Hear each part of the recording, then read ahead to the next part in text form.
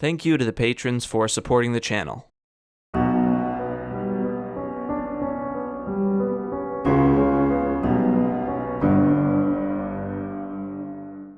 Welcome back, everyone. Today you're catching me in the middle of my night shift here at Freddy Fazbear's Pizza. I'm a night shift guard. YouTube ad rev hasn't been that great, so I picked up a couple extra shifts, but it's only night one, you know? The first night is never usually that bad in any of the games, so I'll play through.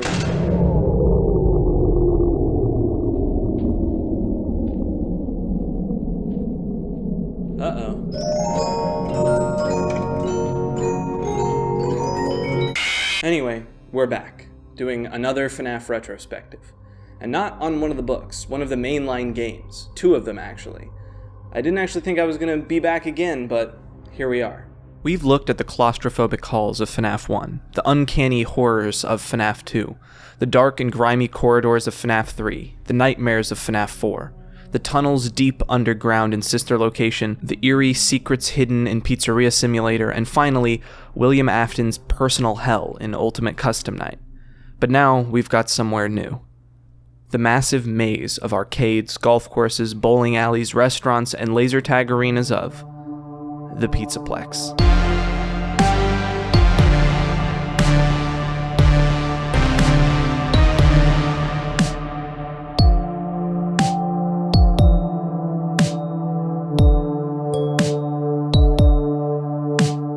I genuinely didn't think I was going to make another one of these retrospectives, for a couple reasons. Number one, when I started the series, Help Wanted hadn't even been out that long, and Security Breach wasn't even released yet.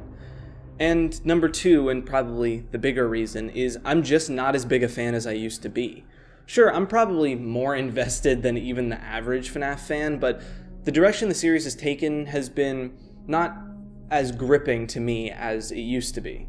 All of this is to say, when figuring out how to make this video, it was a little bit complicated, but I settled on a couple things. My Click Team era FNaF video is already its own thing, so this, while it can be a supplemental sort of sequel, it's not necessarily a direct continuation, which is why I'm doing things a bit different. I'm covering two games in one, Help Wanted and Security Breach. I also feel like I just sort of owe it to the series that's done so much for my channel and just my life. I'm not promising that I'll make more FNaF retrospectives, I'm not saying that I won't. For now, just buckle up and let's get started.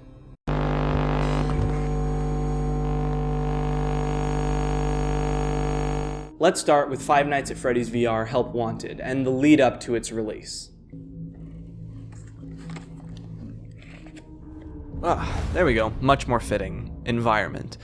Now, the idea of a FNaF VR game was not entirely revolutionary. One of the first things people said about the game when the first game came out was that it was suited perfectly for a VR experience. In most of the games, you're just sitting in one place, looking around and pressing some buttons.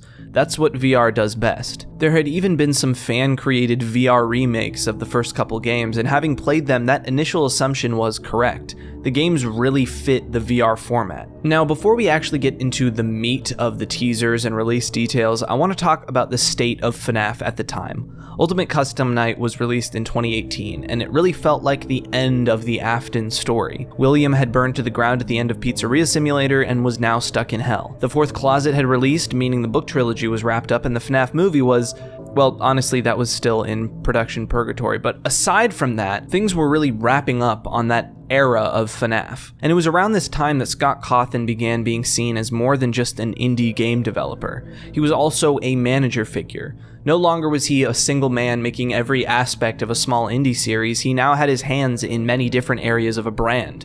Books, movies, merch, console ports, and then trusting another development team with the game's IP. He created an upcoming projects mega thread, which was a surprisingly transparent log of what new projects were in the works, and updates on how they were going. This sort of transparent development mirrors how he handled the lead up to Ultimate Custom Night as well. Among these upcoming projects was a AAA FNaF game, a AR mobile game, and a VR game. Now that wasn't the first time... Like I was saying, that wasn't the first time this idea of a FNaF VR project was floated around. Back in 2017, Scott Cawthon had made a few references to the idea, but this project megathread showed that he was actively working on it. Now, I've explained the timeline as one thing after the next so far, but all of this was sort of happening at the same time. In fact, this Project Megathread is where he announced Pizzeria Simulator, if memory serves. So this 2017 to early 2019 timeline is pretty all over the place. Now, this mystery company that was working on a FNaF VR game is a name you probably know by now, Steel Wool Studios. At the time, they were almost an exclusively VR development studio, making them a good fit for the project. And Scott announced that the game was already under development and that he had already played an impressive tech demo. From here to the release of the game in December of 2019, things are a little complicated. There was radio silence on the VR side for a bit after the release of Pizzeria Simulator, and then we got some info by way of an ESRB leak. The title was Five Nights at Freddy's VR Help Wanted, and we'd be playing as a technician repairing and monitoring the animatronics. Then the first teaser was released on scottgames.com, an amalgamation of many of the characters throughout the series. There were some issues though. Pretty quickly people started realizing a couple of the faces looked familiar in a different way. They were models from fan games instead of the official models. After a brief bout of outrage, the teaser was updated and Steel Wool and Scott issued an apology. There's more to say about this teaser though. As usual with these games, hidden in the image itself along with the source code of the website, there were messages like "Remember Jeremy" and "He let something inside." As well, there were other images hidden in the website, compressed screenshots of gameplay that honestly look sick. There was also an image of what appeared to be a real-life animatronic endoskeleton head that people began speculating was related to the movie, but nothing ever came of it, if I recall. Then, in line with Scott's strange level of transparency during this development cycle, he revealed a ton about how the game would work in a Reddit post. I almost get the feeling he did this to bring the hype back up again after the negative impressions that the teaser controversy left, as well as instill more confidence in Steel Wool Studios' abilities, because it seemed like they were the ones at fault for the fan model situation. He revealed we'd be able to play through repairing Bonnie, Chica and Foxy, the sister location, Funtime Foxy, Flash Beacon area, hiding from Baby in a closet, the FNaF 4 Dreadbear game mode, we'd encounter Springtrap, and that the monstrous plush babies were the best original addition to any game ever. To be fair, much of this information we'd inferred from the hidden images in the website, but Scott's wholehearted excitement about this game really started building hype. The first trailer we got for FNaF VR was at a PlayStation Live event, and from here on, this would be pretty much where we were getting all of our Five Nights at Freddy's trailers. It's also where we'd end up getting some of the finest doco reactions, but we're getting ahead of ourselves. This trailer and breakdown showed off a collection of jump scares and then snippets of gameplay. One thing that people noted pretty early on was this design of Freddy. This is basically the Nightmare Fredbear model, but retextured to look like Freddy. A lot of people were unhappy about this inconsistency, and it never actually showed up in the game, but honestly, I like this version of Nightmare Freddy way more. I always thought Nightmare Freddy's original design was lacking somehow, and Fredbear's model is just so much cooler. I was hoping it would stay that way in the game. Oh well. I get the feeling that they included this version in the trailer not by accident, but because Freddy is a much more recognizable character than Fredbear. After this trailer, the full box art for the game was released as a teaser, and Steel Wool began talking more directly with the community, building their own Scott-esque relationship with the fans that we still see today. Even more information and gameplay was slowly leaked out as demos of the game started popping up at conventions like PAX. This sort of thing really was unheard of for FNaF. Typically, we'd get a few teasers popping up, a trailer, and then the game just drops, normally quite a bit earlier than the release date, or sometimes without a release date at all, just completely unexpected. At the most, a couple YouTubers would get the demo a day or two beforehand. But now, with this partnership with Steel Wool, the FNaF's brand's unprecedented growth, and the cooperation with PlayStation's VR branch, we were seeing this different path forward, although in all honesty, this is probably closer to the norm in the wider gaming landscape. Eventually, Scott announced that the game would have to be pushed back. It was originally slated for April, but had to be pushed back to May 21st to give Steel Wool extra time to polish some things up. In this crucial time leading up to the game's release, the community uncovered something interesting. On Voices.com, Scott Cawthon had put out a casting call for the voice of Freddy Fazbear. Up to this point, Freddy Fazbear was one of the only characters that didn't have an official voice, even after Ultimate Custom Night. For now, let's refocus on the release. After another small delay, the game was finally dropped on May 28th, 2019, and a port for the Oculus Quest was dropped in July of 2020.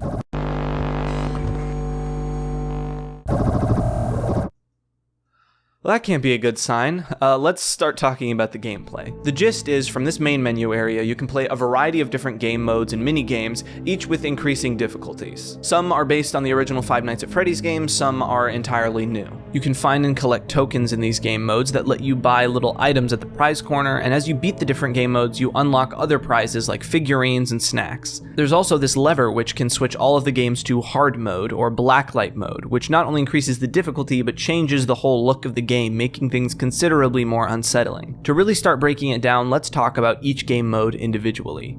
Five Nights at Freddy's 1 works pretty much the way you'd expect. It's a pretty faithful recreation of the first game with a few little additions. For instance, you can actually see the animatronics moving, and if you keep the light on while one is walking down the hall, it will stop to look at you. Also, if you try to peek out of the office, Foxy will run down the hall and jump scare you. And because it's being rendered in real time, you can actually see if the animatronics are outside your door without using the lights at all. Otherwise, it's pretty much the same. However, Night 5 is a blacklight level, meaning the game looks considerably spookier and there are random glitches which can cause the doors, lights, and cameras to go haywire for a while. Five Nights at Freddy's 2 is pretty interesting. While generally it works the same, the withered animatronics were missing on release, and even now, the base mode only contains the toys and regular Foxy acting as withered Foxy's role. You also can't run out of flashlight power, and using the mask requires you to actually grab it from next to you. In a later update, a withered mode was added as a blacklight level, adding the withereds to the game and even including a sliding difficulty level. Night 5 is also a blacklight level like in FNaF 1, but there's no real gameplay changes, just aesthetic ones. Five Nights at Freddy's 3 again works much the same as the actual game, including the fact that nothing even happens on Night 1. Like with the previous games, Night 5 is a blacklight level and shows Fazbear's Fright on fire.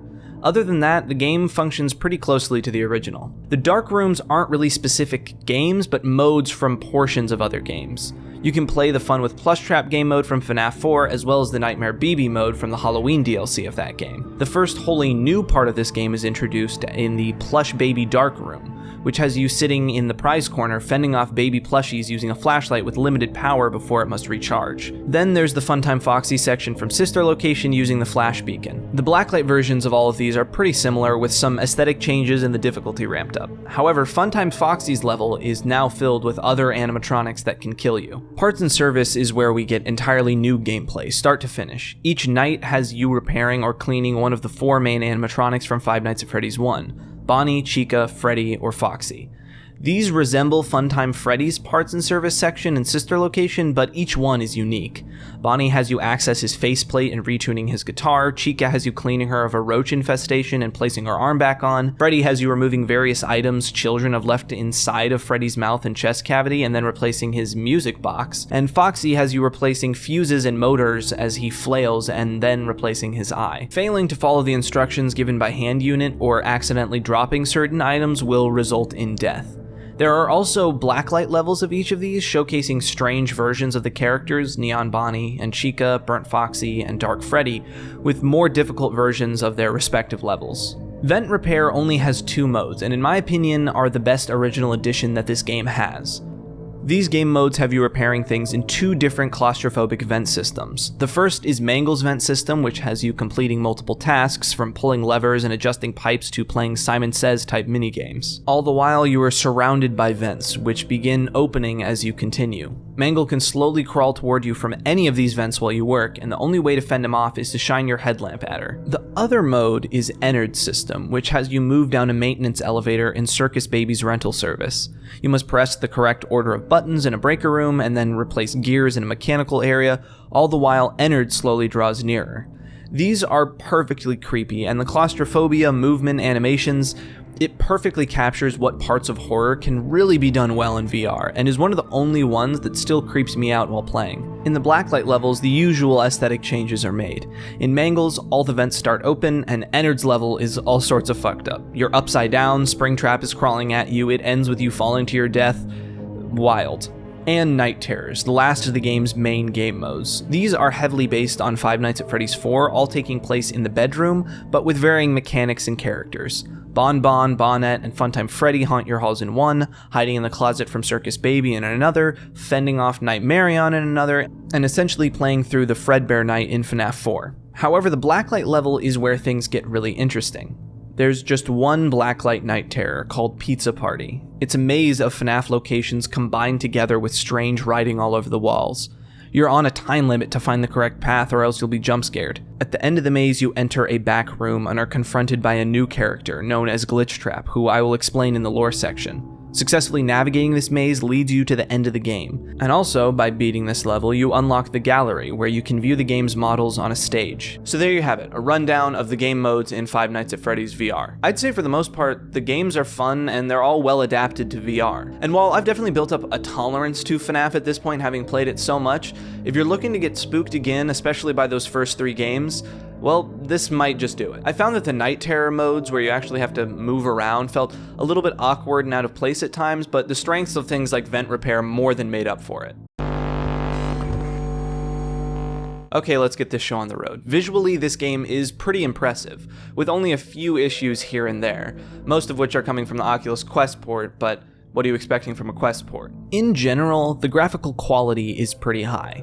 The models are very detailed, the textures look nice, and there's really a great use of lighting in most of the areas that fits with the dingy sort of vibe. Personally, I'm not a huge fan of the whole neon blacklight look the game uses in certain sections, but it's only the special hard mode section, so it's not a big deal. The animatronics are extremely faithful to their original designs in each game, although I think that's because Steelwool had access to Scott's original models. Sometimes the texturing looks a little off, like things are paler than they're supposed to be, and at times look a little too plasticky, but the level of detail they're able to maintain in these models in a VR game is genuinely impressive. I also think the animations are worth pointing out for sure. In the original FNaF games, there was little to no animation aside from the jump scares. Foxy running down the hall, Toy Bonnie sliding across the screen, Springtrap moving quickly across the window. The lack of animation didn't take away from those original games, and in some ways it made it more eerie that you never actually saw them move. And some of that fear of the unknown is lost with seeing the characters move, so I wouldn't say the animations make it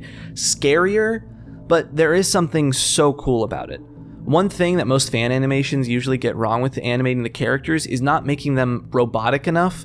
This game doesn't have that problem. Seeing Toy Freddy enter your office is panic-inducing, seeing Mangle crawl like a spider towards you is freaky as hell, and the animatronic slowly turning around to look at you when you leave the light on in FNaF 1 is some horror movie shit. And seeing Springtrap stumble painfully around Fazbear's Fright definitely reinforces exactly what he is. A corpse barely clinging to life, trapped in a suit of rotting fur and rusted metal poles poking through his flesh. When it comes to the environments, they've also been adapted pretty well. I'd say the strongest ones are the first 3 games in the vent repair sections. Considering how differently you actually have to play the games from the originals, they did a pretty good job adapting certain mechanics, the cameras working almost like a switchboard and the screens physically being in front of you. While playing, it's really easy to immerse yourself in the environment, especially with all of the little things you can interact with. Cups, paper, drawers, phone, little figures. Plus, seeing these places in full VR does take it to another level, especially being able to see parts of the game that you couldn't in the Click Team versions. For instance, you can actually turn to see the vent to your right in FNaF 3. Sometimes I think this takes away from certain aspects, like seeing these giant open vents is a little goofy. You just sort of realize how wild it would be for these to be here in real life when you're in VR. At the same time, seeing that hallway in FNaF 2 and really feeling like it's in front of you adds this layer of immersion that is really cool. It's also cool in places like parts and service and vent repair, getting to see whole new areas of locations we know, like Circus Baby's rental service in the Ennard vent repair, or the main pizzeria stage area in the main menu area. Overall, the visual aspect is one of the game's strong points. Everything is really highly detailed and looks really great, and having that real sense of scale while playing the games adds another level to them. With that said, let's move on to audio.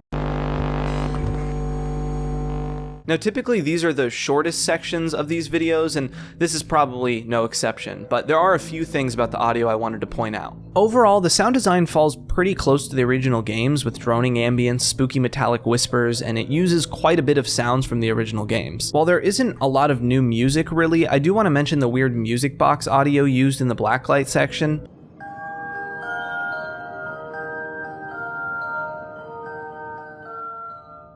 Now, this is likely a personal preference thing. I'm sure some people find it genuinely creepy sounding, but for me, it just sounds a little grating and annoying.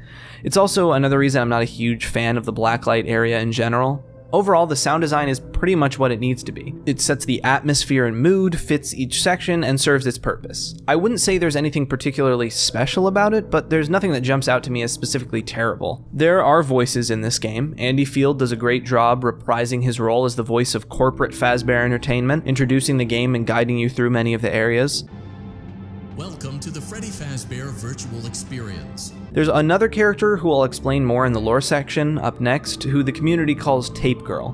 Her voice acting is a bit of a mix for me. I find it to be a little corny, maybe overdramatic, but at the same time, when has any of the voice acting in this series not been? It feels similar to Henry's voice in Pizzeria Simulator, full of character and drama, but not necessarily the most realistic dialogue. Still, I think Brianna Kennedy does a great job at bringing that character to life. There is one more thing I want to talk about here, though.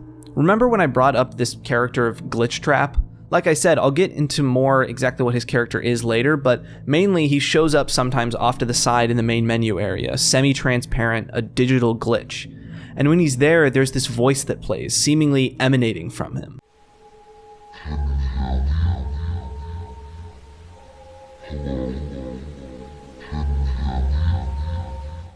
When I first heard that, it immediately snapped me back to what made FNaF so scary. And I'm sure this is subjective, I'm sure some people think that the voice is goofy. But to me, it just brought back memories of FNaF 2's death minigame voices, or, as I've mentioned a couple times in the videos now, the recurring nightmares I had as a child where this ominous figure with a pitched down voice was standing over my bed. And it's so unsettling because it doesn't sound threatening. I mean, creepy, sure, but it's almost curious, which makes it more terrifying in my opinion. Whatever the thing is, it's trying to reach out, and not in a cartoonishly evil way, in this luring, subtle way that really creeps me out. It's really great. But that's about all I have to say about the sound. For now, let's get down to brass tacks and talk about the story of this game. Much like many of these FNaF games, the lore elements of this game are not actually revealed in the main gameplay aspect. It's through hidden codes and secrets. But first, let's just talk about what the main premise of the game is. In a way, this game is almost like a piece of unfiction. The game acknowledges that it's a game multiple times. In fact, that's the whole point. In the universe of Help Wanted, you are a beta tester playing through the Freddy Fazbear Virtual Experience, developed by the fictional game company Silver Parasol Games, which almost even had its own website. Fazbear Entertainment commissioned this game to be made, including the mini-games inside it. Now, it seems weird that a company would create a game making their characters look horrifying and killing the player, so what's the deal with that? Here's how they explain it. Some rogue indie game developer created a series of games based on the rumors around the Fazbear Corporation, tainting its reputation. So Fazbear Entertainment created this game as a way to be self-aware and poke fun at themselves, in order to try and save face. Real brand Twitter moment. This concept may be jogging some ideas in your head. Indie developer making a series of horror games based on Freddy Fazbear's Pizza? Well, your initial thoughts are reinforced as the image they use to refer to this indie developer is actually of Scott Cawthon. I know what you're thinking. Does this mean the games we've played were never real? Scott Cawthon is like a canon character? What's even real at this point? The answer to those questions are not entirely clear, but we'll talk about them more in the community and theory section. For now, this is the main setup of the game. Now, there's an extra layer to this story happening underneath the surface. Hidden all around the different levels, there are these glitchy purple tapes. When you collect them, you can listen to them in a hidden room that can be accessed through the blacklight main menu. These tapes, while out of order, tell a story. A woman known as Tape Girl explains that she's a developer of the game at Silver Parasol Games. Her co-worker, a beta tester named Jeremy, is reporting some sort of glitch that is carried over from some old hardware Fazbear Entertainment provided them with. Some sort of malicious code. Jeremy's mental health begins to take a turn for the worse, both hating his time beta testing but also seeming to be obsessed with it, and it seems like he's talking to someone in the game.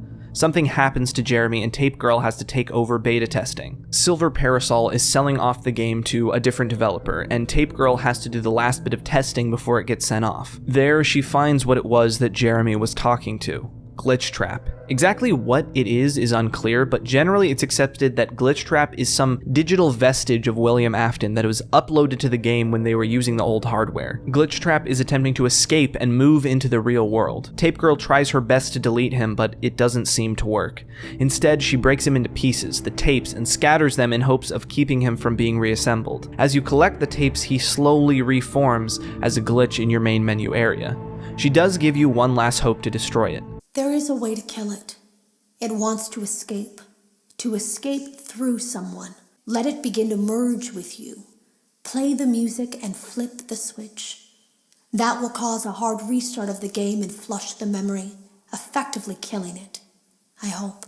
So, that sets you up for one of the 3 endings the game includes. So let's look at the endings. Ending 1 is what happens if you complete the maze in the Pizza Party Night Terror.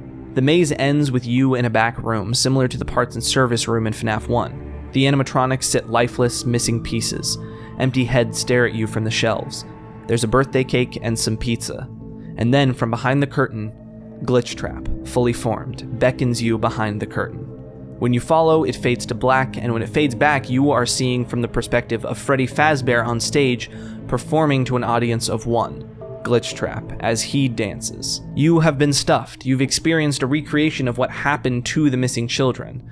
Now, whether this ending was a part of Glitch Trap's influence, or if Fazbear Entertainment decided to go dark in their little fun VR game is unknown, but either way, it is a pretty eerie way to end the game. Roll credits. Ending 2 is the merge ending. If you collect all the tapes, Glitch Trap will appear in your main menu area, reaching out and trying to merge into your mind. If you fail to switch off the game like how Tape Girl instructed, the game slowly fades into Glitch Trap's view. Glitch Trap has taken over your mind and is now out in the real world using your body. Ending 3 is the ending where you actually switch off the game before Glitch Trap can merge with you fully. You're transported to a strange room with a locked door with handprints streaked on it. From a small window, Glitch Trap appears and slowly backs away. Presumably, you've successfully locked Glitch Trap away. Or maybe you're the one who's been locked away. Either way, Glitch Trap is now available as a little glitchy plush. Alright, so that's the main story of the game, well, until we get to the DLC, which we will talk about in a bit. As always, yet again, and etc., William Afton comes back. Now, of course, we'll get into the theories and interpretations of the story in the community section, but for now, let's just talk about some of the other hidden secrets and Easter eggs that lie in the game. First off, let's talk about Freddy's voice. Remember how I said that Scott Cawthon put out a casting call for the voice of Freddy Fazbear? Well, he never actually found a voice that he liked, but the vestiges of what it was going to be used for are still in the game. In your main menu area, there's a button that says Showtime, which doesn't do anything. Originally, however, it was meant to pull back the curtain and you'd be able to see a full performance of Freddy and the gang, voiced and all. But Scott didn't want to include it because he couldn't find the right voice for Freddy. There was a purely instrumental version of the performance, but they decided to cut that as well. These performances can be found in the game files, but it can't be accessed through the main game. When it comes to Easter eggs, this game is surprisingly chock full. The main type that's in this game is the rare character. These are just static models that will rarely appear in different areas. Helpy, the mini arenas, the coffee machine from Scott's previous game, The Desolate Hope, things like that. In the FNaF 2 level, the endoskeleton can rarely appear in your office, which I think is great. That endoskeleton was actually an Easter egg in FNaF 2 originally, and since a lot of the more secret or lore related stuff in these games were stripped away for the VR version, it's cool to see these little callbacks. Similarly, in FNaF 3, you can punch in the code 395248 in the wall, and it plays the little Stage 01 minigame music from FNaF 3, along with giving you a coin. Alright, there's one more important little secret in this game, and it's not available in the VR version, or the desktop PC port for that matter. It can only be played in the mobile port for Help Wanted. Rarely, you can have the ability to unlock Princess Quest in the prize corner area. It's a fully developed 2D dungeon crawler where you play as a golden princess navigating different rooms filled with enemies and a strange Glitch Trap purple guy figure. There are tons of references to other aspects of the lore in this game, from 6 gravestones that also appear in Pizzeria Simulator to 16 torches referencing the 16 tapes. While the exact lore implications aren't completely understood, it's cool to see that the game does in fact have one of the classic 8-bit minigames that FNaF is known for. Now, it's entirely possible that I missed some stuff in here, but this is the really important stuff. For now, let's move on to the community reactions and theories. As far as memory serves, people really liked this game when it came out. It adapted everything really well, and with this whole other secret story going on behind the scenes, it over-delivered. Originally, it was just supposed to be VR ports of the games, similar to how they were porting games to consoles. But then it added new mini-games, and now with this Glitch Trap story, it had a whole other added layer of lore to it. It wasn't unanimous praise, however. A lot of people were getting tired of seeing William Afton coming back over and over again and were hoping for a new villain. This game cemented for a lot of people that the series wasn't ever going to be able to let go of William Afton. The other part that people had mixed feelings on was the soft reboot element. It's a little confusing to actually interpret the main concept of this game, that this indie game developer was canon to the story. One way to look at it is just a fun reference that explains why Fazbear Entertainment created Freddy Fazbear's Virtual Experience, and what happens in the other FNaF games actually are still real and canon. The other way to look at this is a soft reboot of the franchise, meaning all the previous games, while based loosely on real events, can't fully be trusted because they were made up in this new canon. It does make sense to a degree. It's the start of a new era of FNaF, and Scott Cawthon had talked previously about how cluttered the lore was becoming, making it hard to tell a real story. Depending on who you ask, the answer will be different because it's up to interpretation. Either way, this was clearly the start of a new era of FNaF. It's also worth mentioning that there are some connections between stuff in this game and the AR game that was released right before Help Wanted, but I refuse to talk about that game, and it's more connected to Security Breach than this game anyway. Now, the story is pretty straightforward to a degree, so theorizing about it mostly lands on a couple open-ended parts. Firstly, what the third ending of the game means. If you believe what Tape Girl says, it seems like Glitch Trap is locked away and this whole thing worked. However, the handprints on the door are from your side, making it seem like you are the one who's trapped. Tape Girl also seems pretty adamant that Glitch Trap can't be killed until the very end tape, and some people think this is because Glitch Trap has overtaken her mind and is trying to trick you into letting him merge with you. Both of these are convincing answers, so it's really hard to tell which is correct. Okay, let's talk about Jeremy. What happened to him? Well, most people believe he killed himself by cutting off his face with a paper guillotine. The mentioning of the paper guillotine is brought up in a very Chekhov's gun type of way. There's this reference to ink and a Halloween mask specifically mentioned, along with the fact that it was dark and they couldn't see his face. However, it's also possible that this Halloween mask actually was a mask that Jeremy was making. Some people believe that this was Glitch Trap instructing him to make a new suit, which does have some merit, especially going into the DLC. Speaking of, let's talk about the Curse of Dreadbear, the Halloween DLC that began teasing Security Breach.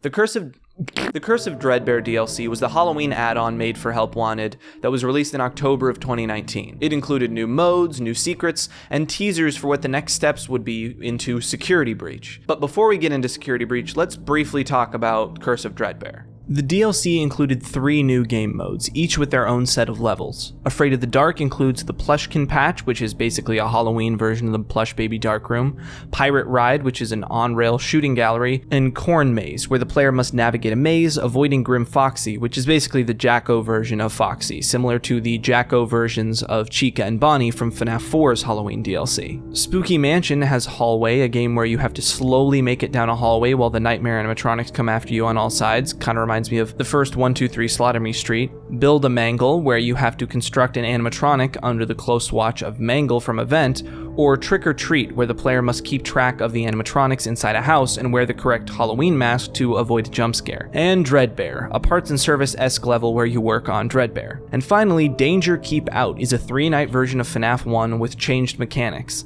Instead of doors, you have wooden planks and use the lights to fend the animatronics off. It includes Grim Foxy, Jacko, Bonnie, and Chica, and Dreadbear as its enemies. When it comes to hidden content and Easter eggs, there is quite a bit in this game, but the important ones are related directly to the release of Security Breach. Firstly, in the Corn Maze level, there's a secret trap door that leads to a mask that probably looks familiar to you by now. It's Vanny's mask, but at the time we didn't know who Vanny was. Collecting the mask allows you to have it in the main hub area, and wearing it while also holding the Glitch Trap plush reveals one end of a conversation. Yes, I hear you. I know. There's no miscommunication. Yes, I have it. I made it myself. It appears that Glitch Trap wasn't dead after all, and is brainwashing yet another victim, having them make a new costume, which does lend some more credence to the idea that Jeremy didn't cut his own face off and it was actually a mask. There was one more little teaser in Help Wanted though. In an update added that December, if you complete the Pizza Party maze, you can enter a snowy room that leads you outside, revealing a large building under construction in the distance and a billboard stating, "Coming soon." At this point, we were already seeing some teasers for Security Breach on Scott's website, but this was really hammering home the connections all these things had. With all of that said, that's Help Wanted, and we can see how it was slowly pushing us into this new era of FNaF. I'll talk about my personal rating for the game on the whole tier list thing at the end along with Security Breach, so don't worry about that. For now...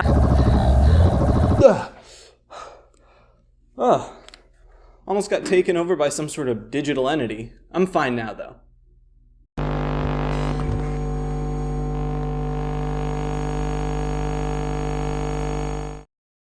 Like I said, the timeline for these games' developments and release are not necessarily one after another. They're more overlapping. The Project Megathread that announced both of these games announced them side by side. But Security Breach did have some teasers of its own that were separate from Help Wanted. Starting with this teaser, art of a band of some familiar faces and some less familiar, performing in some sort of 80s inspired mall. Text hidden in the source code reveals a conversation between Glitchtrap and this new follower character revealed in the Curse of Dreadbear. Along with some close-up versions of each of these characters being released as teasers, they eventually added a figure with a knife and bunny ears hovering in the corner. Presumably this was Glitchtrap's new follower. We'd get some more info soon after from a strange source. The first of many leaks that would plague this game's development. Funko released information revealing the names of the characters, the Glamrock animatronics, and then a poster that revealed the designs of the characters. Then Scott himself accidentally leaked the name of the game, Security Breach, through some copyright information. We didn't get so much teasers for the game at this point, and more so leaks. However, as things went on, we got more official reveals. A teaser image for a new character, a security guard. At the time, people thought this character was going to be the player. After some more leaks from Funko, Scott and Funko both revealed two figures related to the game, Glamrock Freddy and a new character, Gregory, who would apparently be able to hide in Glamrock Freddy's chest, Titanfall style. And Vanessa and Vanny, showing off the full designs of both this Glitchtrap follower and the security guard. And this statue basically confirmed something people were already thinking, which is that these two were the same character. Vanessa plus Bunny equals Vanny, you get it. Then, at a PlayStation Live event, the first trailer for the game went up. That's not FNaF! It's been such a difficult day for all of us. It didn't show too much, but we got to hear Vanny and Glamrock Freddy's voice and see some environments, as well as the reveal of a new animatronic, some sort of moon creature, but still not a ton of new information. There was also a graphics showcase on a GeForce livestream, which made people very upset because it basically just showed off some of the environments and not gameplay. I mean, I'm not sure what everyone was expecting from a graphics showcase, but I don't know, people were mad. Then the first really substantial trailer we got was at another PlayStation Live event. It revealed a surprising amount. We got to see huge portions of the game's environments, all of the animatronics, Vanessa, Vanny, William Afton's voice, hints to what the gameplay would be like. It's seeming like Vanessa and Gregory would be working together to escape. It's genuinely strange watching this trailer now, knowing what is in the game and what isn't. There's huge portions of things that are in this trailer that aren't in the final game, and it makes me wonder what the game was supposed to be at this point. The trailer did a great job of calling back to Scott's trailer style, font choice and all. While the game had originally been slated for 2020, this trailer pushed the date back to sometime in 2021, and that was that. Now, despite how crazy these reveals were, some people were not entirely happy with it. The graphics, while stunning in some spots, also appeared to be lacking or inconsistent in others. Honestly, I feel like people were being a bit too harsh.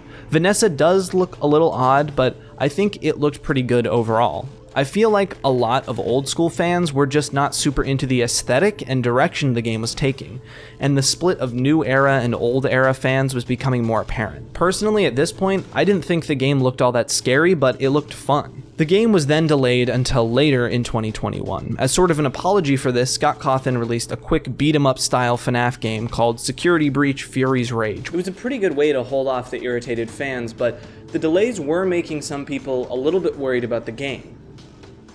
Then the thing happened. FNaF fans don't really like to talk about what happened next, but it's sort of unavoidable when talking about the development of this game. It split the community even further, and it changed how Scott Cawthon and Steelwool interacted with the community, and it changed how people felt going into this game. On June 10th, 2021, I woke up, took a shower, got dressed, ate some breakfast, and then checked my phone. On Twitter, I saw a bunch of people with their hot takes about what was happening with Scott Cawthon.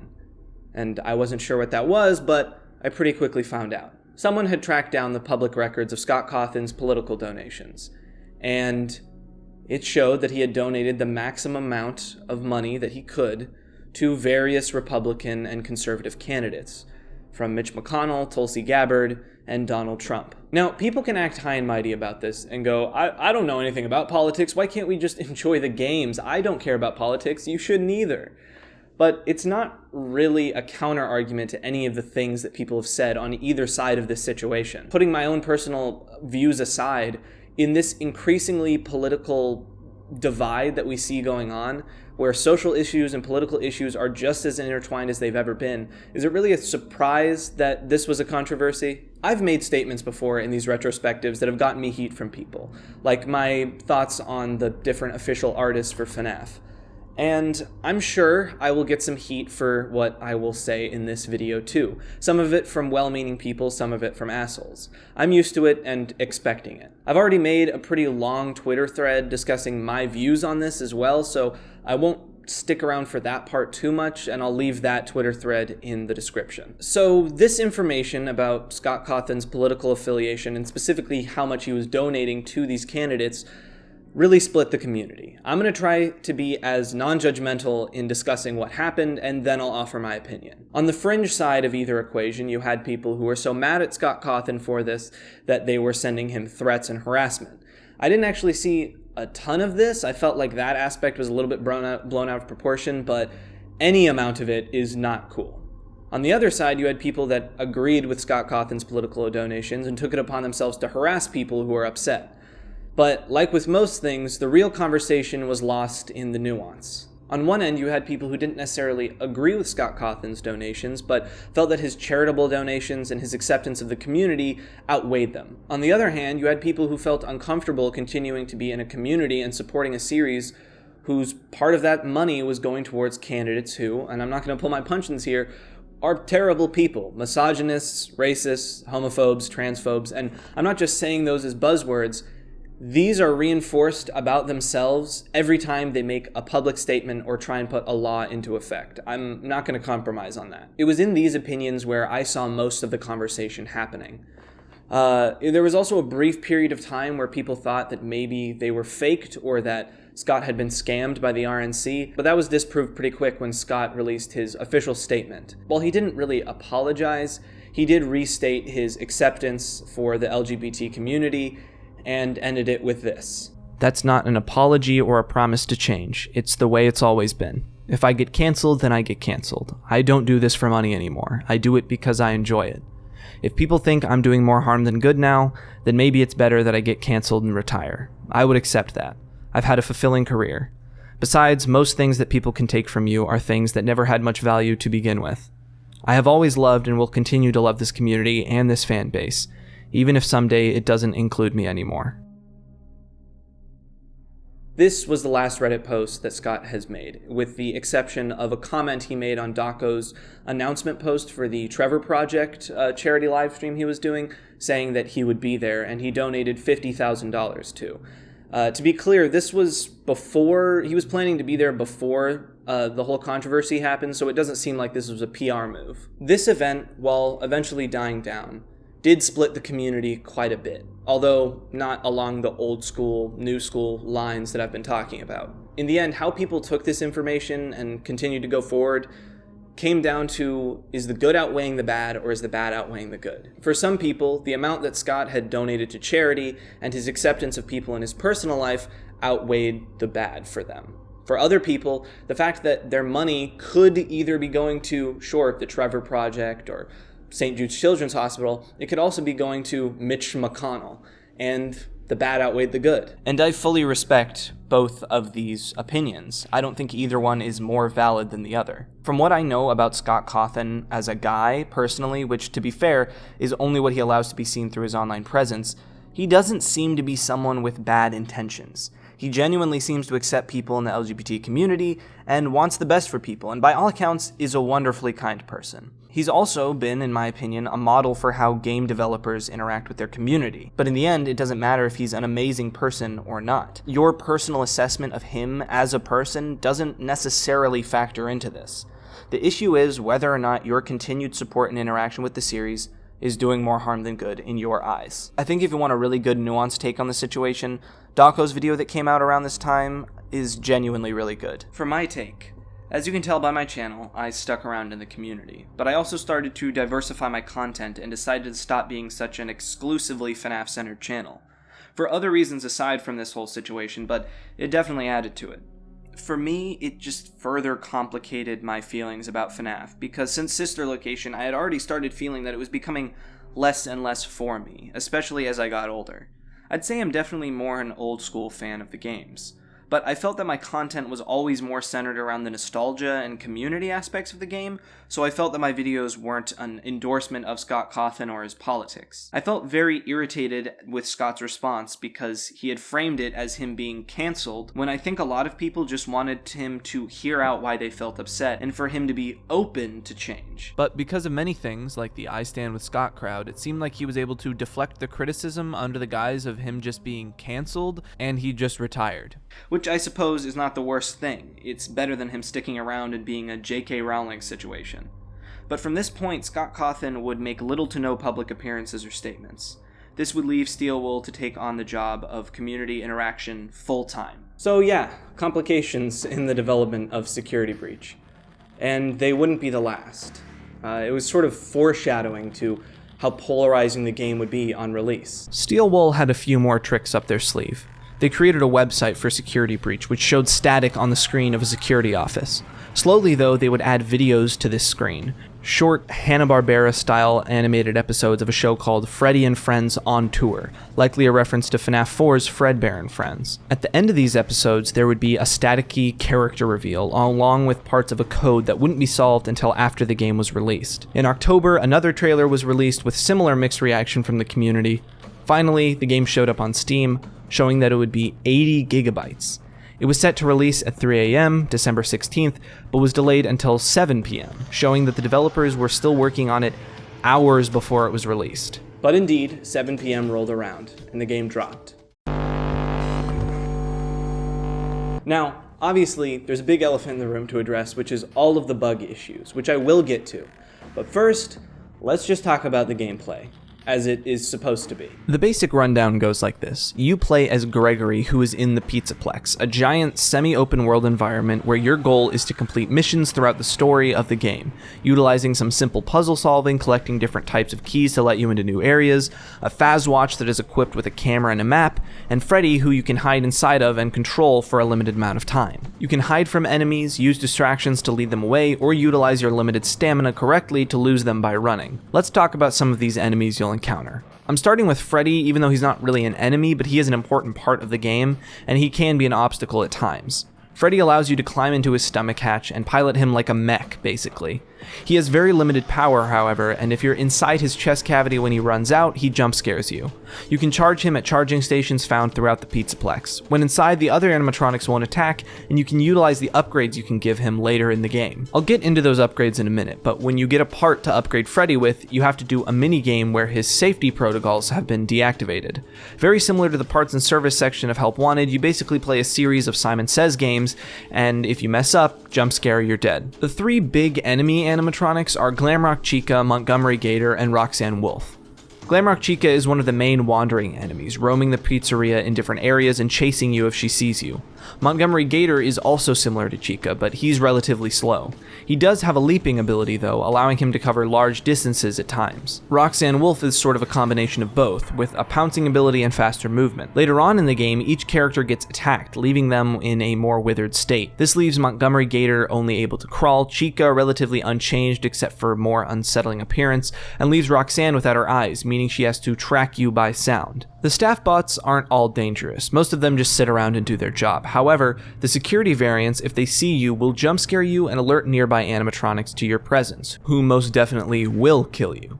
There's also corrupted versions of these called the Alpha Staff Bots, who work similarly but can also kill you if you fall into certain areas of the game. Personally, security bots were my least favorite part of this game. They weren't really scary and made the process of actually navigating certain areas genuinely frustrating. On top of that, they can also teleport animatronics to you, meaning sometimes you'll get an unfair death sentence. The endoskeletons exist in the parts and service area and can only move while you're not looking at them, much like SCP-173 or the endoskeletons in the Joy of Creation. The daycare attendant has two different versions. Sundrop is an obstacle, but not deadly. In his area, you have to cause distractions for him to move on, or else he'll drag you back to the play area. The Moondrop version is fully deadly and roams around the daycare area as well as a few encounters in the Pizzaplex at large, only being warded off by entering a recharge station. If he sees you, he'll chase you and attempt to kill you. Music Man is a familiar face, having appeared as a purchasable item in Pizzeria Simulator. He has two versions, the Mini Music Man, who appears in some vents and chases you, or the Giant DJ Music Man, who can only kill you in a few pre-scripted sequences. The two other enemies you'll encounter are Vanny and Vanessa. Vanny roams certain areas of the Pizzaplex, slowly making her way towards you, and Vanessa appears as a roaming enemy in a few sections. White woman jump scare. There are a few other characters who show up, but we'll get into them in the ending section. For now, these are the main enemies you'll encounter in the Pizzaplex. Speaking of, let's talk a little bit more about the Pizzaplex. The Pizzaplex is a sprawling mix between a mall and Disneyland. It's broken into 7 levels, all with their own set of buildings. I won't talk about each one because that would take a really long time and not all of them are important, but they range from maintenance tunnels, parts and service, mini golf courses, arcades, ice cream parlors, bowling alleys, restaurants, go-kart racing, laser tag, performance stages, basically anything you could think of. And many of these places have mini games you can play in them, whether they be optional or a part of the story. Phaser Blast has you play a game of laser tagging and staff bots. Monty Golf lets you play a little mini golf. You can make pizza in the kitchen, things like that. It's really cool. Throughout the Pizzaplex, you can find prize boxes and bags that are filled with either collectibles like magnets, shirts, food, drinks, plushes, things like that. They also contain helpful upgrades like faster running, speed, increased health, increased battery power for Freddy, or increased flashlight battery. In addition, they can also carry important items like passes that let you access new areas, or offensive items like the Phaz camera, which you can use to temporarily stun animatronics. On that note, there are multiple offensive items you can get in this game. Either the Phaz camera, like I mentioned, or the Phaser Blaster, which also stuns enemies. In addition, as you play through the story, which we'll get into later, you can attack the enemy animatronics, like I mentioned earlier. This gives you access to their specialized parts, upgrades for Freddy. Monty's claws give Freddy the ability to access new areas by breaking through them. Chica's voice box does the same, but with voice-activated areas, as well as stun some of the animatronics, and Roxanne's eyes allow you to see collectibles through walls. You can only get 2 of these before you get to the end game, where you have access to the first of multiple endings, or you can enter hard mode for the other endings. Basically, if you survive until 6 AM, you can either end the game then, or stay in the Pizzaplex, but this time without any save points, although the game was later updated to include 1 save point in this mode. Here, things are a lot harder and higher stakes, but you can get other upgrades and complete all the other endings. Alright, I've gone this whole section without talking about the bugs yet, so let's talk about them. It would be genuinely impossible for me to name all of the glitches this game has to offer. So instead, let me regale you with some that I encountered. Large portions of the game just not loading in after you've entered them, sometimes causing you to get stuck in geometry or having to restart an entire section with a save point being quite a while back. Characters just sliding out of existence. Straight up just hard crashing your game or soft locking you by not allowing you to click out of a pop-up, which just freezes the game and stays stuck on your screen. Again, with save points being so inconsistent, it can sometimes set you back quite a while. These were just some of the common ones that I got. Some people played through the game relatively bug-free, others had to experience my bugs and many more, almost completely ruining their experience of the game. I reinstalled the game post their most recent patch and still had all of these issues. Many of these glitches are game-breaking or run-ending, which really sucks because pre-patch, all of the post-game content had to be done in one go without saving. I'll admit, I'm not terribly good at these types of games. I play a wide variety of games, but I'm only really good at things like Tetris. In games like this, I tend to get lost quite easy, so I'm willing to blame at least 50% of my frustration with this game on myself. But that still leaves another 50% of my whole time playing being ruined by game-breaking bugs or just issues that completely broke the immersion. Going into this, I was already pretty hardened from Five Nights at Freddy's and can't be scared super easily, so I wasn't expecting to be scared. But I was certainly hoping I'd be more tense and less just numbed and frustrated while playing. And while some of that could be attributed to game design, I think a lot of it is unintentionally caused by how many issues the game has.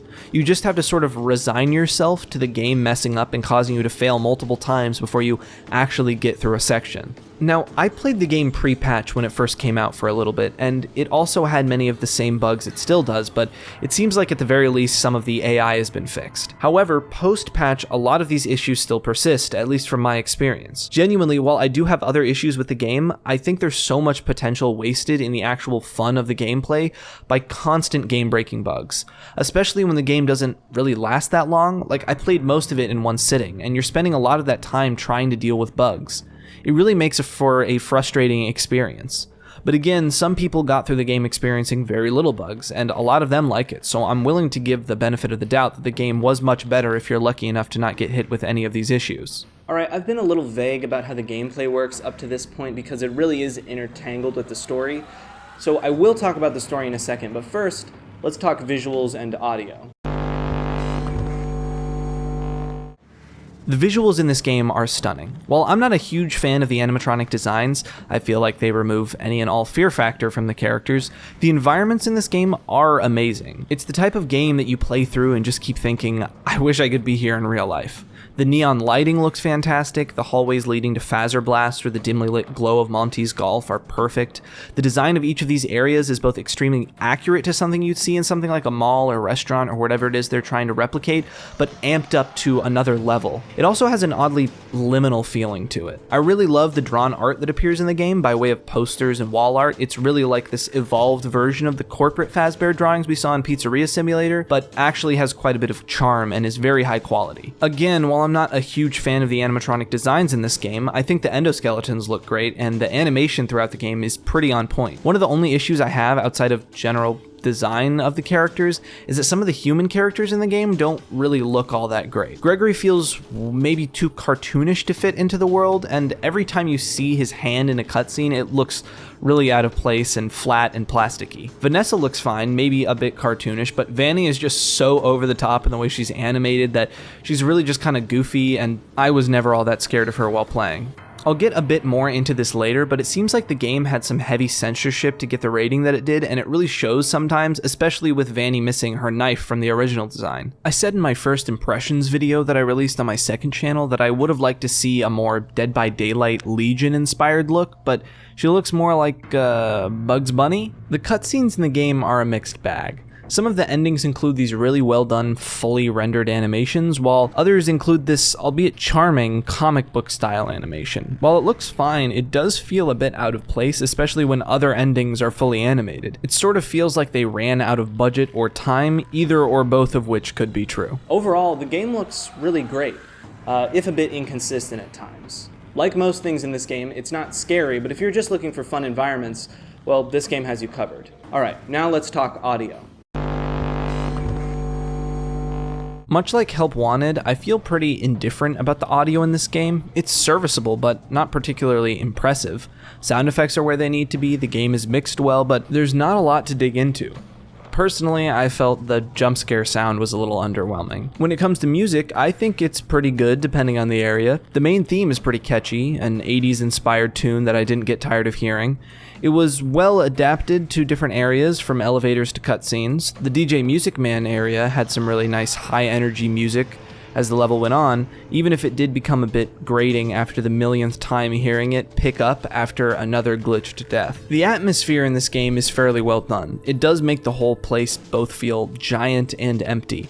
Hearing certain things running or machinery creaking as you're exploring does create a great sense of eeriness and adventure. I won't say the place feels alive, because it doesn't, and that's the point. The place is usually bustling, so many of these sounds would normally be drowned out by the sound of people, but here you can hear every little creak that echoes through. Now let's get to voice acting. I think my judgment on this comes down to what they were trying to do with the game. I felt like everything sort of felt cartoony, including the voices. So if that's what they were going for, great job everyone. Very recognizable character voices, well executed.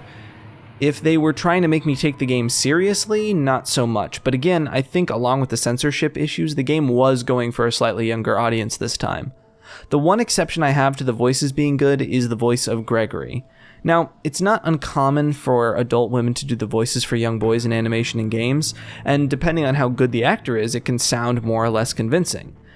I don't think there was a single time in this game that I wasn't acutely aware of the fact that Gregory's voice was in fact of an adult human and not a child. And to be fair to the actor, a lot of the lines that she was supposed to deliver were odd for a small child to be saying, so it was sort of a mix of the two. As I go on, I realize I don't have a ton to say about the audio anymore.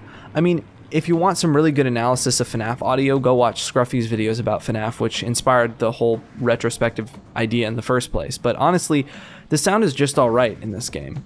Let's move on to the thing everyone is waiting for, the story. Let's start with a basic rundown of the main plot of the game. You play as Gregory, a homeless orphan who sneaks his way into the Pizzaplex and gets stuck inside after hours while trying to hide from Vanny.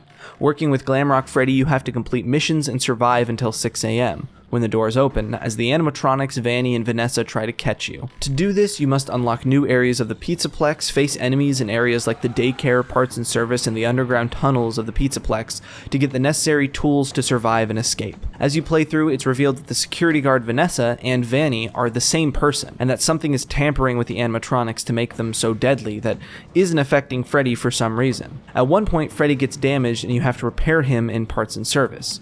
While there, you realize that each of the animatronics has unique abilities. You can then go about acquiring these upgrades by setting traps for the various animatronics. The Moondrop Daycare Assistant also appears multiple times, and in a final chase sequence at 6 a.m., you have to make it to the doors while Moondrop follows. Once you reach the doors, the first ending is available to you. Just leave. But staying to complete after-game content opens up a ton of new possible endings. So let's get into the endings. Ending 1 is just Gregory leaving. In a comic book style, we see Gregory run off and sleep in a cardboard box, while a newspaper shows us that the children continue to disappear at Freddy Fazbear's Pizzaplex. Vanny's shadow then appears, alluding to Gregory's likely demise. Ending 2 is an additional way to escape, where Gregory and Freddy escape together in a car, Freddy using the car battery to stay charged. Wild. Ending 3 is known as the Afton ending, and is a bit of a wild ride.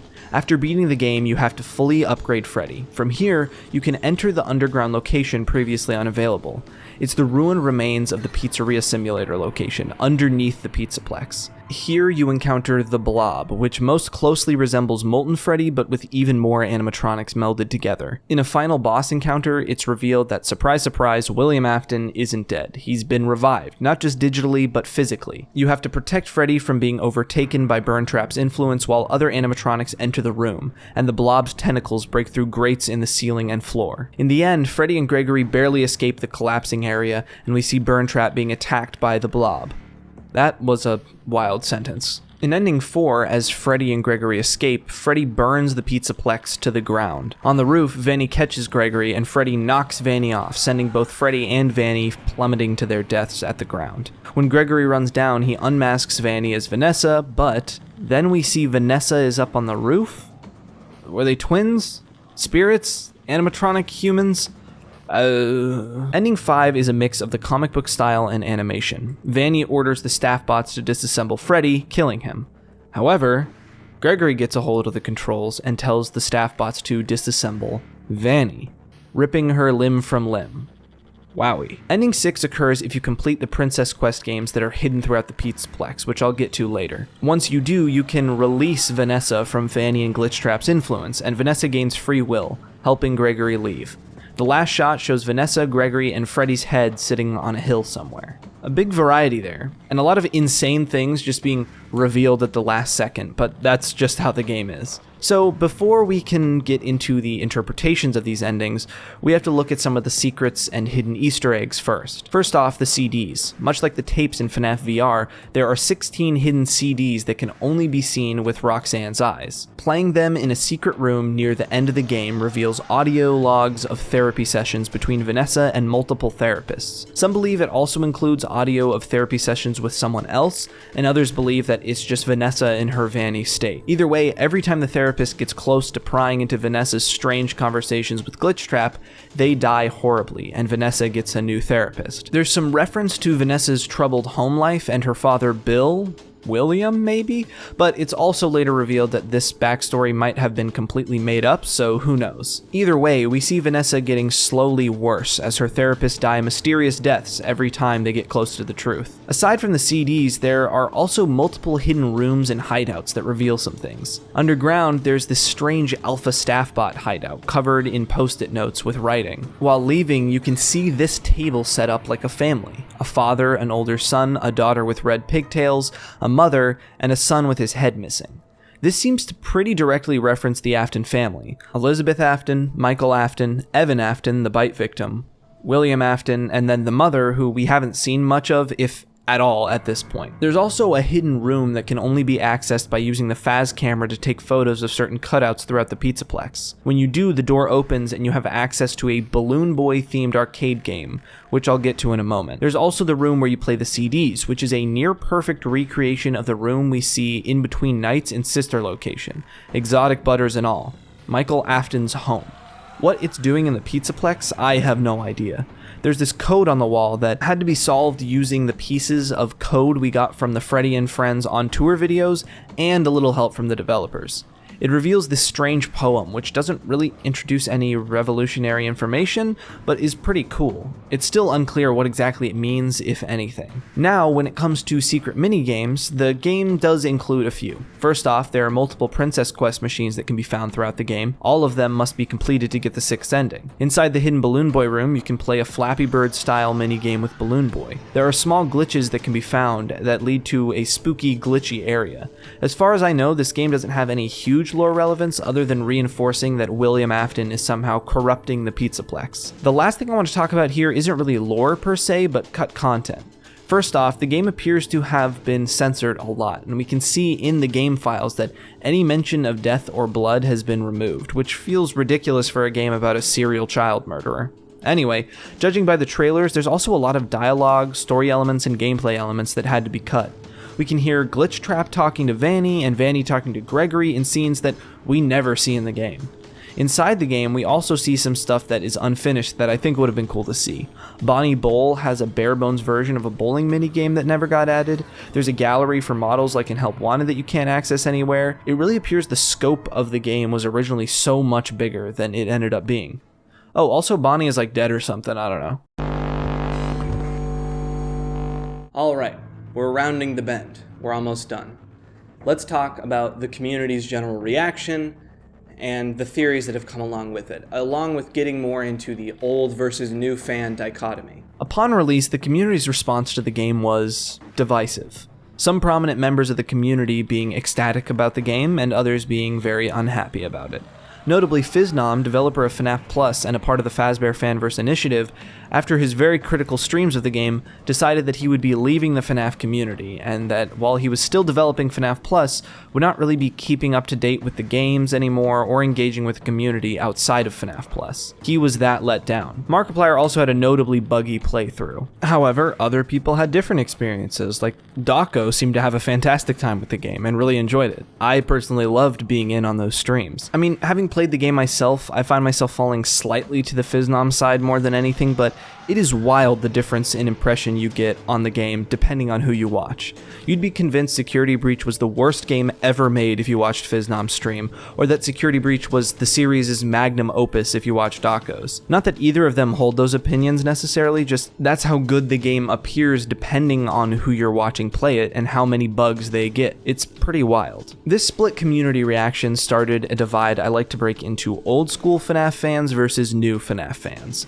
It's not really an adversarial relationship, but they do exist on two different ends. Also, I don't necessarily mean that the new school fans haven't been around since the beginning, or that the old school fans are all OGs to the series. It's more referring to the era of games. See, some people really liked this new direction. It was expanding the story, the franchise, raising the game to a new level, not just graphically, but story-wise and scale-wise. Others were not crazy about the new aesthetic and thought it lost what made the original game so special. This has been a growing issue, I think since FNaF 4, but especially post-Sister Location. The growing feeling that the eerie horror the first few games captured was being changed in service of a more sci-fi route. In my opinion, neither is better, it just depends on personal taste.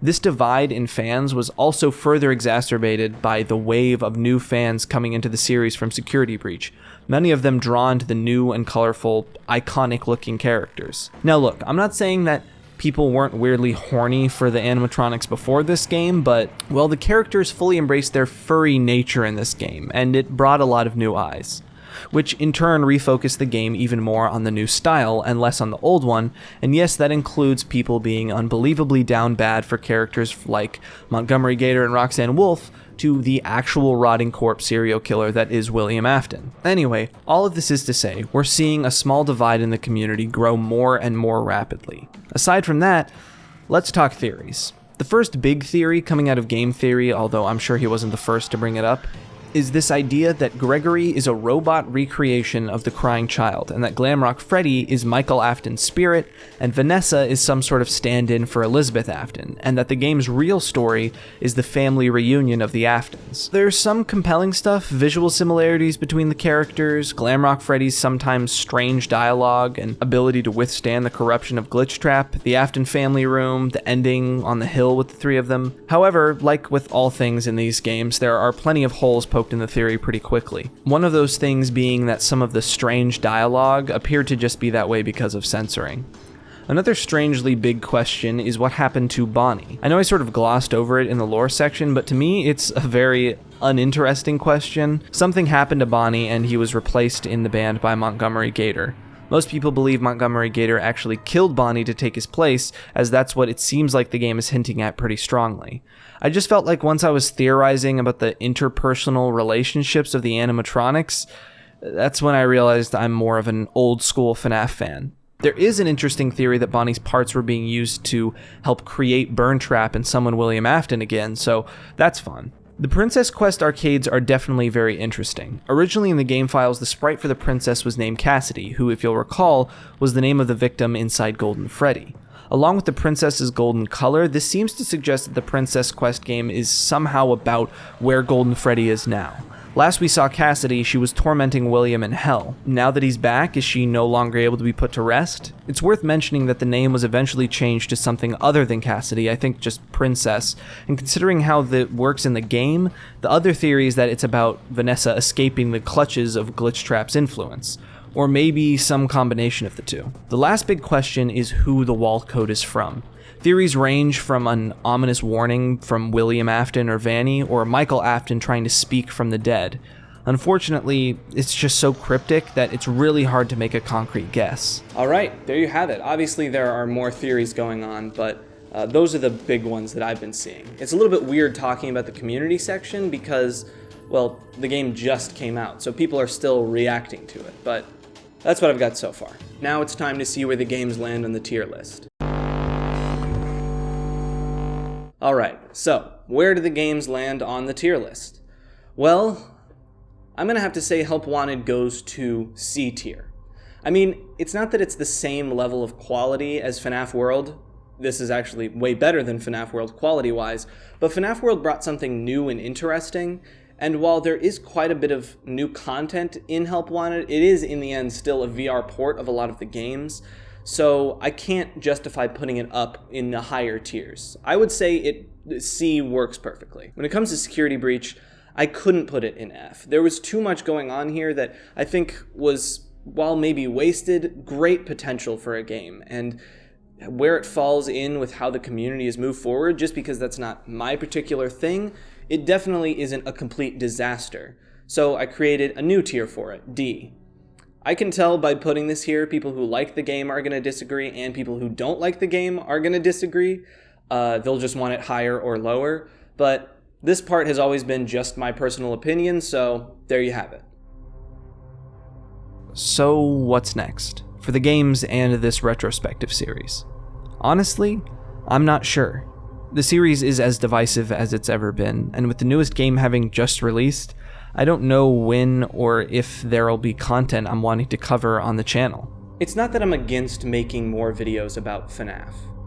It's just that I have all of these other things that I'm way more excited about. Like the next video is going to be about this amazing unfiction project called Diminish, and it's been a long time since I've been this invested in something. I'm not ruling out making more in the future, but I just don't know when that will be, if ever. And no, I'm not doing one on special delivery or the Fazbear Fright books. Maybe I'll make some more fan game ones if it's something that really reaches out to me. I mean, I probably won't be taking suggestions, but Juniors looks pretty good. In my opinion, the FNaF brand has a bright future ahead of it, despite my complicated feelings with the series. Alright, that's about it for me. You know the drill. Twitter, Twitch, second channel, music, all that stuff. I'll see you all next time. Oh, you're still here. Well, since you've stuck around so long, here's a little treat.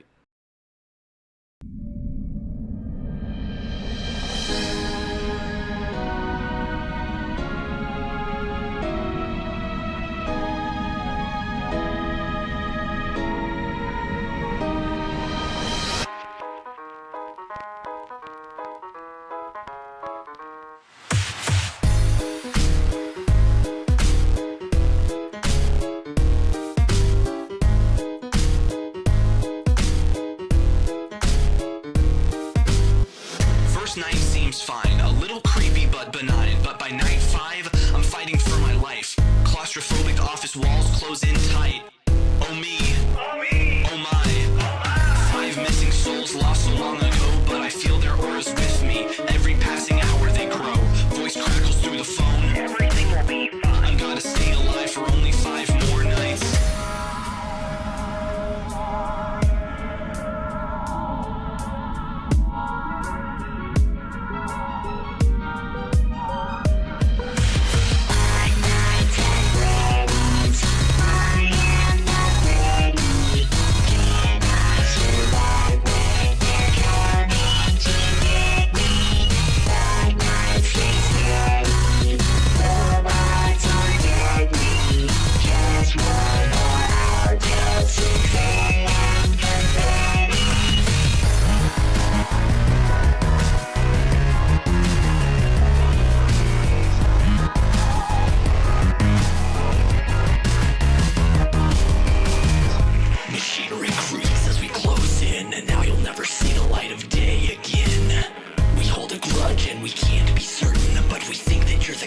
Behind the curtain, we recognize your face, you recognize this place. Those doors won't always